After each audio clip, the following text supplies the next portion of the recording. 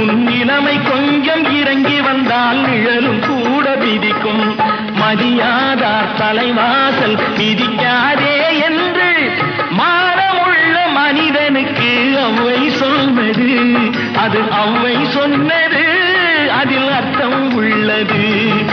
பரமசிவன் கழுத்தில் இருந்து பாம்பு கேட்டது, கருடா சௌக்கியமா?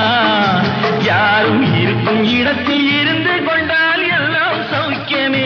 கருடன் சொன்னது, அதில் அர்த்தம் உள்ளது.